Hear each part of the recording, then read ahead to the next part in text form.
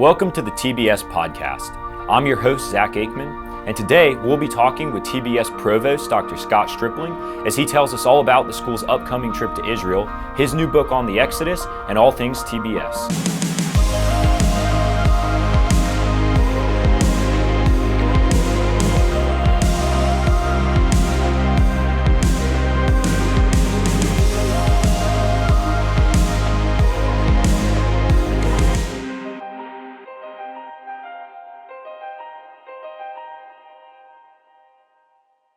Well, Dr. Stripling, welcome to the TBS Podcast. So we're so excited to have you on today and to chat with you about Israel and your books and your writing, and your documentaries, and all the cool stuff that you do around here. The first thing I was wondering, so you're the provost at the Bible Seminary, correct? So I've heard that term. What is a provost? What do you do? Well, that's a good question. My mother congratulated me 5 years ago. She said, "Congratulations on becoming the provost." What is a provost? You're not the only one who has the question. It actually comes out of the medieval university. Okay. And so it's sort of that verbiage that has survived with us. Basically means the head of the academic program. So as provost, I oversee our student body, student life, our faculty, hiring and supervision and curriculum and things like that, and the entire academic process of the school. So what's your favorite part? Because those are a wide range of responsibilities. What's your favorite part about being provost? I like building a team. Just seeing our student body grow over these last 5 years has been real rewarding to me, and seeing people move into positions of leadership, and also seeing our faculty develop and how all that works as a cohesive unit to achieve what we're wanting to achieve, which is an end product of a graduate who is confident in his or her skill and ability to take the gospel to the nations. Okay, so I want to press in just real briefly into that portrait of a graduate. What does a graduate look like? The ideal person who's finished at TBS and they're taking on the world. What are the character qualities that you want to see? Yeah, absolutely. So we're looking for someone who has diligence, perseverance, acumen, academic acumen, demonstrated excellence, and networked and connected so that he or she can take that next step of ministry that the Lord has for that person. So if those things are present, watch out, world. Here comes a great person who's going to make an impact. Yeah, that's exciting. And as a student here, I'm excited to be a part of that process myself. Right. Well, think about what the Bible says. As arrows in the hand of a mighty man, so are children of your youth. Now, and in a sense, we look at our students as a spiritual father and spiritual sons and daughters. And so, like arrows in the hand of a mighty man, we want to take someone like you and just launch you out to do these incredible things. It's a fun way of calling yourself my father. He's not my father. Yeah, nor do I want any responsibility, but I do want credit for anything good Anything good. Oh man, that's fun. So you've been provost for 5 years, and man, doing an awesome job. Oh, well, thanks. Love being a part of the school. We're underneath your leadership. Well, thanks. It's been a blast, and we're really excited about the next 5 years, and the process that we're on. I think the joy's in the journey. The end result is cool to achieve things and to get where we're going, but if we don't have joy in the journey, we're missing the point. And a lot of people really struggle with that. They can live in the past, they can live in the future, like when I get there, then I'm going to be happy, but we've got to be happy right where we are and content where we are. Yeah, and so you said you're over everything academic. So is registration open for fall classes at TBS? Registration is open, and we're getting quite a few folks registering already. We even have some summer classes that folks can still sneak into right here at the last minute and get into. Prayer and Worship 501 that Dr. Lewis is teaching.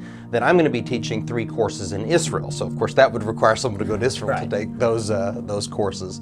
But yeah, fall registration's open, and we're expecting a record enrollment. That's awesome. So if somebody who's listening right now were to say, man, this Dr. Stripling guy, I'm already sold, I need to be underneath his leadership, what would they have to do? What would the process look like to get registered for some of the classes? Okay, go to our website, TheBibleSeminary.edu, and then follow through those steps that are listed there. call our office, and someone here, usually carousels answering the phone at the front desk, but someone will then guide them through that what we would call a matriculation process. So getting in an application, references, transcripts, setting an appointment to meet with me, getting a degree plan set in place, and then we work them as quickly as you can through that process so they can go ahead and get their syllabi and their textbooks and get ready for the fall. Yeah.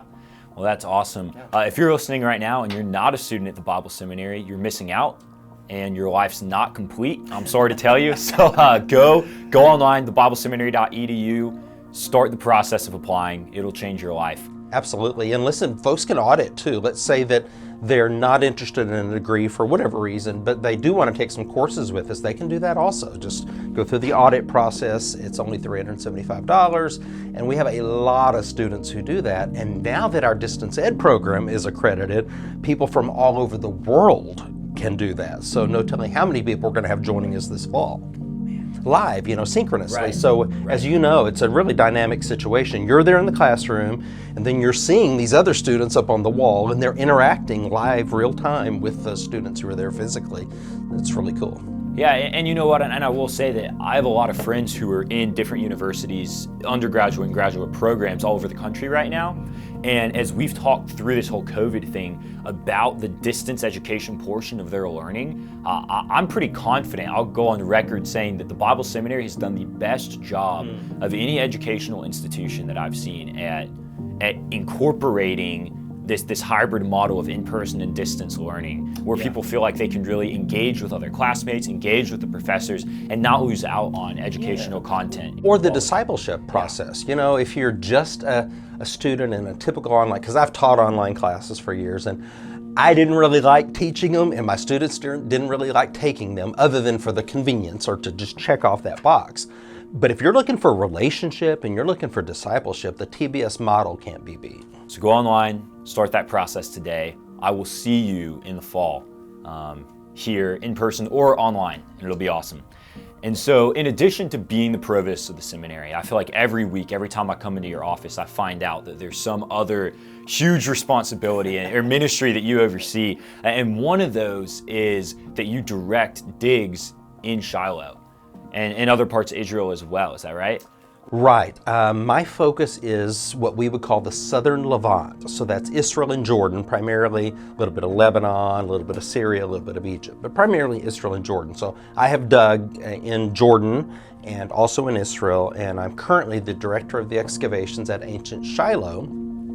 That's 20 miles north of Jerusalem, and it's in the heartland, right on that spine that goes from, say, Shechem in the north to Hebron in the south. And that's where the Israelites first had a foothold when they entered into the land. And we are about to do our 4th season of excavation at ancient Shiloh, and we've already got a lot to talk about. So how long is a season of excavation? We dig for 4 weeks, then we do a 5th week of conservation. So the walls and so forth that we expose, if we don't treat them properly, then they'll fall apart. And so we invest in restoring them so that they'll be there for generations to come.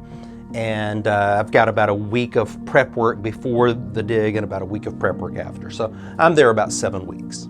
So you said this is the 4th season in Shiloh, but how long have you been involved in the world of biblical archaeology? Well, over 2 decades. I was looking at some pictures. I'm the keynote speaker at a conference in September in Albuquerque that's a big archaeological conference, and they are posting pictures from past conferences. And so I went on there and I looked, and there I was 25 years ago in the audience, watching. They had me out there, and so now I'm giving the keynote address, so it's been quite a ride.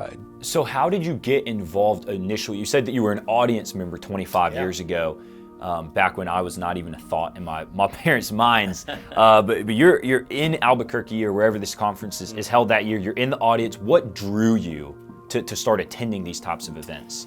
Okay, I got fascinated with the biblical text when I was a teenager and obsessed with the biblical text. Number one, I needed it to help me change my own life. But secondly, I just found it fascinating, and I wanted to begin to connect the dots.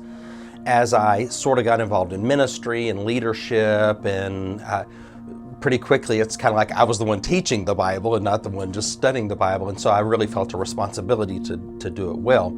So as I took classes and studied in depth, I got the sense, Zach, that the things I struggled with understanding had to do with the culture, the background of the text. Like the Bible talks about a street.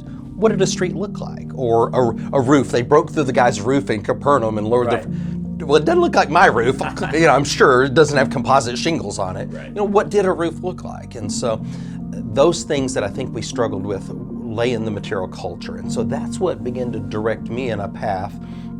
When I went to seminary then, I took my first course in ancient Near Eastern cultures and languages and archaeology. I took my first trip to Israel, and that sort of sealed that direction. I was a preacher, and I still get to preach all the time, but I don't have to deal with any of the problems that churches have. Right. But I thought I could make a unique contribution in connecting God's witness. We think about general revelation being nature and special revelation being the Bible, but then we have the material culture witness that God has left behind.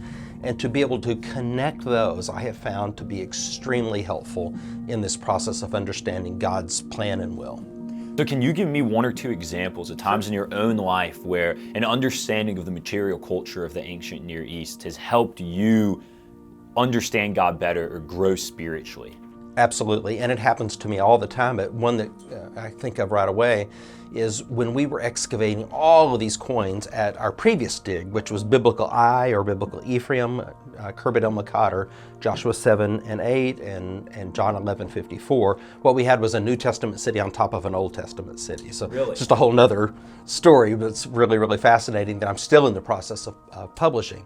But anyway, we excavated about 1,350 coins, and which is a lot, Right. and maybe more than any other dig in Israel because we were metal detecting carefully and sifting our loci. But anyway, when it was all said and done, we had 2 gold coins, 5 silver coins, and everything else was bronze. So 1,350 coins, 2 gold, 5 silver, everything else bronze. See what clicked in my brain? I started thinking about the beggar at the beautiful gate, and Peter and John say to him, what? Silver and gold we do not have. Well, they weren't lying. Right. Silver and gold coins were very, very rare. We read a story about a woman in Luke 15. You've got 3 lost things, a lost son, a lost sheep, and a lost coin.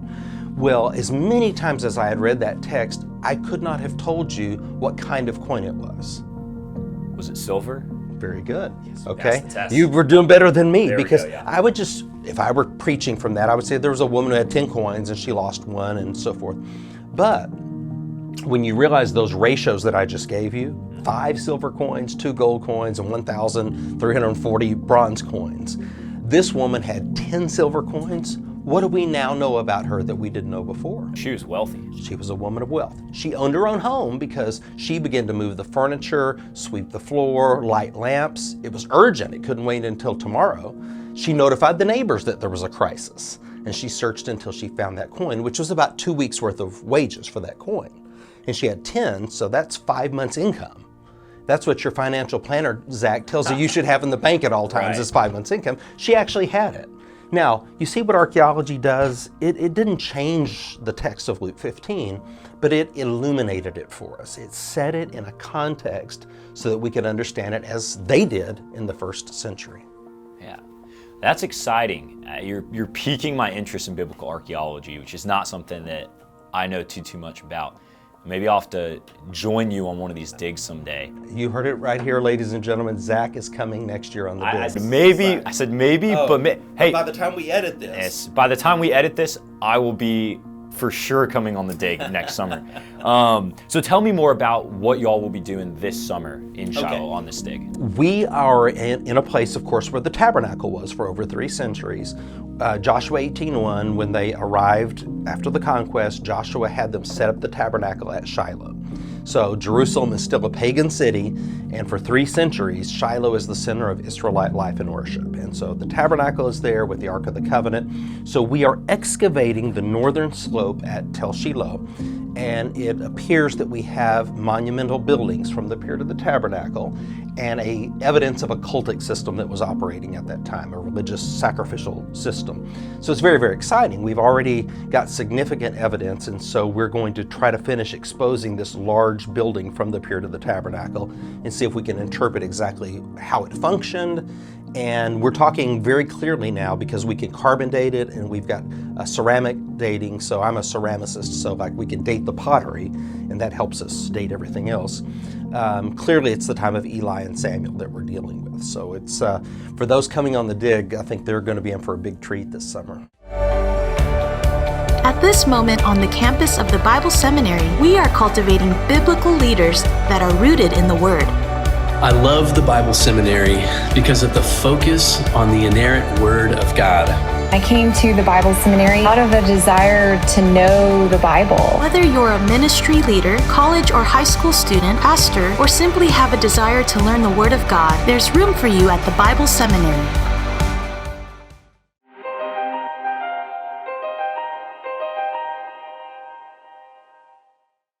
So tell me, you said this is the time of Eli and Samuel. When chronologically is that? When would you date that? Okay, archaeologically we would call that the Iron Age 1. On the calendar we would put that around 1100 to say 1060, that generation, 1100 to 1060 BC. Okay, 1100 to 1060. Yeah. So the tabernacle is destroyed by the Philistines. The ark is captured around 1075, give or take a few years, and then apparently the site is destroyed. Psalm 78 kind of alludes to the destruction of Shiloh by the Philistines, but it doesn't come right out and say it. But now we have uncovered that matrix of destruction that dates to that time.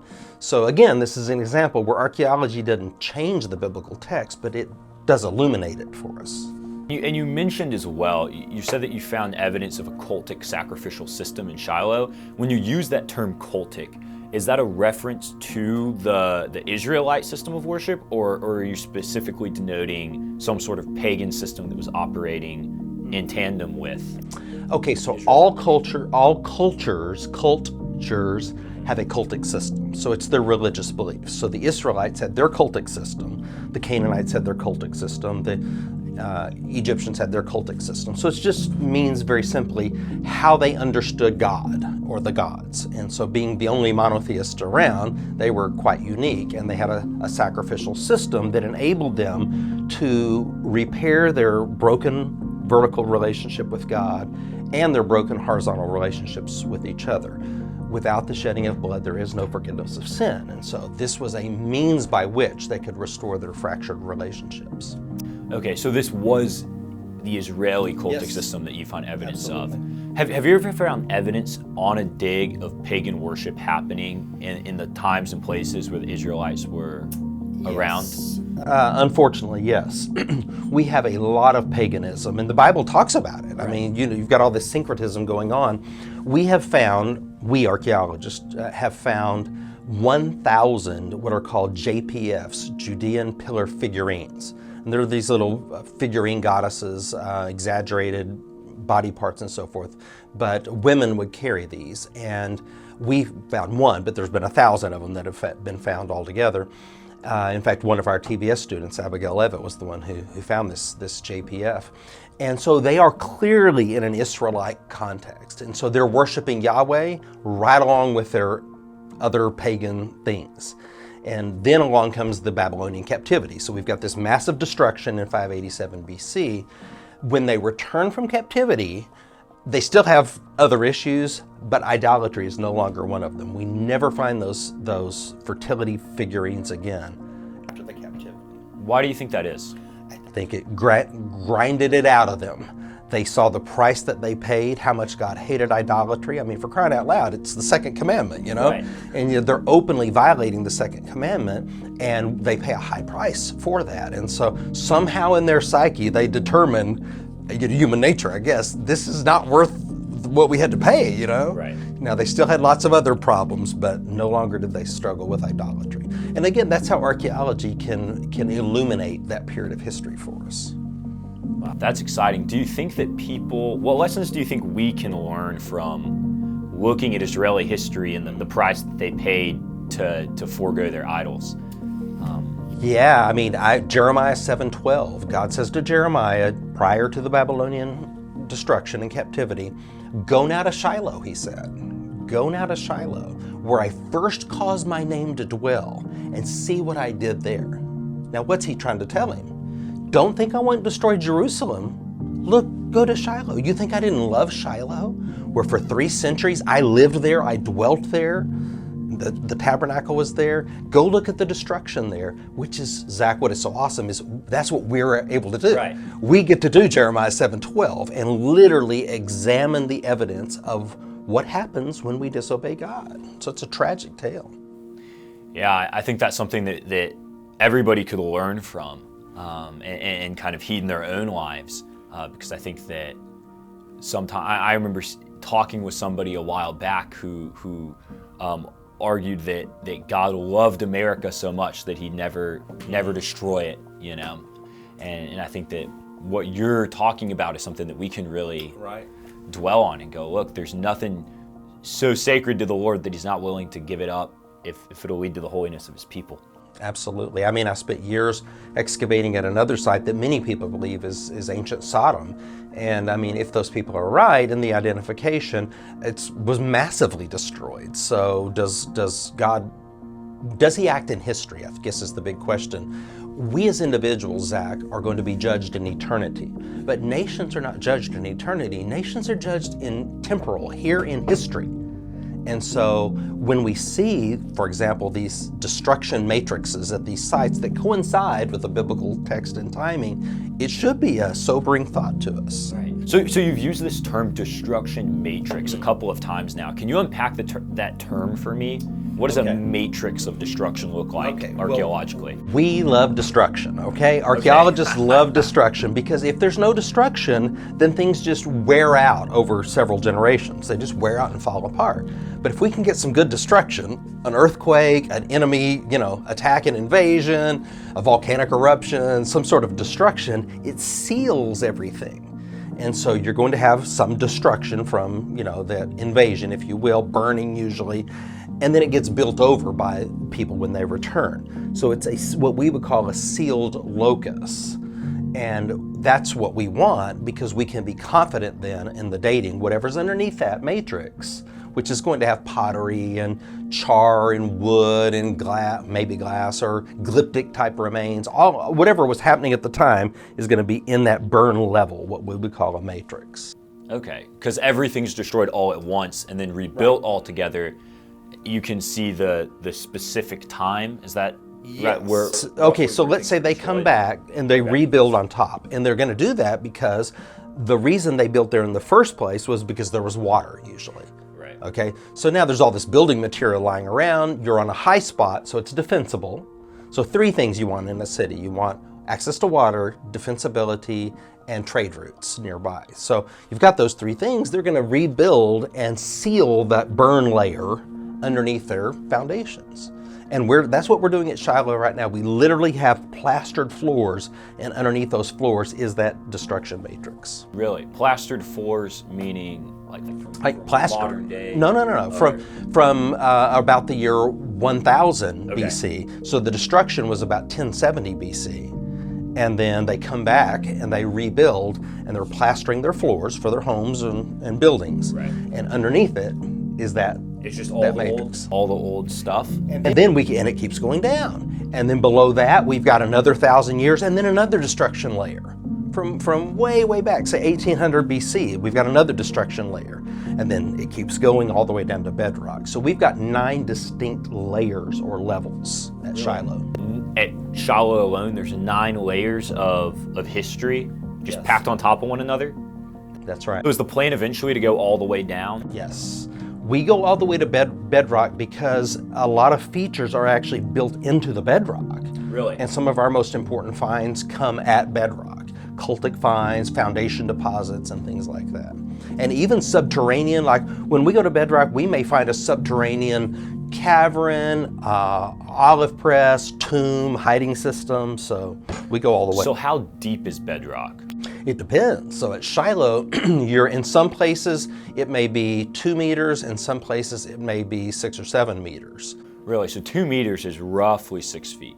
A little over 6 feet, yeah. So in 6 feet, there's 9 distinct layers of Maybe not at that point where there's 2 meters. maybe in a They might not all be there, right. but let's say we're in the deeper part. Right. Then maybe we're going to have all 9 of those layers that are present. So in the bulk, let's say that wall is the bulk. What we have excavated where we're sitting, but we did not excavate that. We can actually see the layering in there. There's a destruction layer there, there's a floor there, there's mud brick here, another destruction layer there. We can literally read 3,500 years of history right there. That's incredible that we have the ability to do that. And you mentioned this time of Eli and Samuel, and that's kind of the focus of the dig this summer. Yes. So is there a very specific then layer that y'all are going to be focusing your attention on? It's our stratum 5. Now, Okay. of course, we have the strata above and the strata below that we're dealing with too, but primarily we're looking at Iron 1, which is that period, and that's our stratum 5. Now, of course, we haven't said this yet, but TBS has an archaeology program. I mean, that's one of our master's degrees. So students literally study this with us here and then go with us into the field. So it's the ultimate laboratory. Oh, that is so exciting. So in a strata, to be clear, is that just the layer of sediment That we can concretely date. So a stratum, singular, or strata, plural. So each stratum we can assign a date to. So we start excavating, then we have all of our loci, and then we attach those loci to a stratum. Okay, and the stratum 5, how thick is that in most places? Well, okay, that's a good question. It undulates a little bit. It's not like a layer cake where it's even, but you know, it might be as thin as a foot or as thick as 3 feet because everything's compressed, you know, over time. Yeah. And the way we build the chronology is, of course, starting with the Bible. And so we have my new book here, The 5 Views on the Exodus. And so I wrote the early date view. And dating the Exodus is how we begin to date that leveling, if you will. So if the Bible is correct and the Exodus was in 1446 and they wandered for 40 years, then 1406 they're entering the land, they wander for 6 years, and they arrive at Shiloh in 1400. Now, I make the case that it's not just 1 Kings 6:1, but it's numerous biblical passages and abundant archaeological evidence that give us confidence in that date. So then we can move, here's archaeological principle number 1, we move from the known to the unknown. So starting with a known, now we can work out from there. Yeah, that's fascinating. I just love the mental image of you leading a team of people overseas, and they're not just TBS students, correct? Right. We were talking about this earlier. From all over the world, people are coming, and you're leading this team from all over the world, dozens of people that are committed to uncovering biblical history, and they're traveling thousands of miles to dig through a 1 foot layer of sediment that is gonna unlock so many keys to understanding what's going on in this critical period of biblical history. Yeah, I mean, what we're doing, Zach, is engaging in the arena of ideas. And that's what we want to empower our students to do, is to not be passive, but to engage in the arena of ideas. We're doing frontline, hardcore, cutting-edge scientific archaeology, taking the ancient textual material and analyzing it through the biblical matrix and other ancient literature as well. Yeah, we've got like normally 11 universities that are part of our consortium, plus 5 or 6 Israeli universities working with us, the Danish Archaeological Society, and we're flying flags from all these nations right at our headquarters there. So we kind of look like the United Nations, you know. But it's cool that we get to lead that and we get to sort of have a voice in this very, very important debate. So one more final question about this summer's dig. If somebody's listening, do they have to be a student at TBS to accompany you on the dig? No, anyone can come of all ages. We have things that are more physical, things that are not as physical but are equally important. So anyone of any age can come. They can go to our website, digshiloh.org, to get information about the dig. To learn more about TBS, of course, they can go to TheBibleSeminary.edu, and my personal website is scottstripling.net. So kind of moving on from Shiloh, and you referenced it a second ago, you just recently came out with this new book on the Exodus, right? Right. So can you tell us a little bit about this? And you mentioned the early date argument you make. What is that? Okay, Zondervan has what they call a counterpoint series. And so you take scholars who have different views, and each gets to write his or her view, and then each of the other scholars gets to respond to that, and then you get to rebut those rebuttals, if you will. So it's really a great way to learn. They asked me to write the early date, which is the biblical date, and that's chapter 1, which I thought was awesome because most students only read the first chapter of a book anyway. So I thought it was great that I got to write chapter 1. So what I'm doing is I'm taking 5 passages of scripture and showing how they all synchronize with the same date. And this is over a long period of time, so it's just statistically impossible that that's an anomaly. Any of the other views that people are taking, they have to argue around that the biblical writers didn't actually mean what they said, because they clearly point us to the mid-15th century BC, which to us is the 18th Egyptian dynasty. Then I'm looking at the archaeological evidence in Egypt and in the land of the Bible that synchronizes with that, like these destruction levels and so forth at various sites. And so I think students will find it fascinating and viewers will find it fascinating, and they tell me that it's selling really, really well right now. That's awesome. So this early date period argument that you make for the Exodus, is that a more popular view or is a less popular view among scholars? Right? Well, that's a good question. It was the view 100 years ago, this was the view because it was clearly the biblical date. As archaeology began to emerge, some scholars began to say, wait a minute, we're not finding evidence that seems to support that, so the Bible must not actually mean what it said. Now you have to understand at that time, Zach, like 1% of Israel had been excavated. And so they're like jettisoning the biblical date when 1% of the evidence has been excavated. Guess how much we have excavated now? Like 5 or 6%. Oh, so it's still so much to... So, when somebody says, well, there's not evidence, do you think it might be in the other 94%? Yeah. So what we do, those of us who take the biblical date, we start with the text, and then we take archaeology and we bring it alongside and we synchronize. Those who take, say, the late date view, which is a 13th century date during the time of Ramesses II, they're starting with the archaeological data and then bringing the biblical text and making it fit there. Okay, that feels a little bit treacherous to me because, like you said, if they're taking 5% of an excavated Israel as their foundation, then they're going to have to change all the time, won't they, to accommodate new evidence? Yeah, you're exactly right. And this is not to say that I'm a better Christian than anyone who has this view right here, but we're trying to understand it and be faithful to the text the best that we can. But this is exactly what happens. And so W.F. Albright, who we call the father of biblical archaeology, was a biblical scholar and a tremendous archaeologist. But he was the first one who made this mistake. I mean, he was excavating, didn't see that there was a correlation between the layers and where the Bible wasn't, so he started sort of tweaking the Bible and saying, well, 480 years doesn't literally mean 480 years in 1 Kings 6:1, but it must mean 12 idealized generations. And then that allowed him, once you can start moving that date around, then you can do anything that you want. So again, go from the known to the unknown would be my advice. Okay, I think that's good advice. Right. And I love the Counterpoint series that Zondervan does. So if somebody who's listening wants to buy a copy of your book and read through it and become enlightened on the issue of the Exodus, where could they get one? Okay, they can go on Zondervan's website, Amazon, or any other place. Or if they want to make a large donation to my dig or to TBS, they come by and I will sign a personal copy for them. A personal signed copy is on the table. And you can define big for yourself, all right? Oh, man. 6 digits, 7 digits. 6 digits, 8, 9, 10. You just keep going. Yeah. That's exciting, man. And congratulations on completing the book. That's something I've never done, certainly.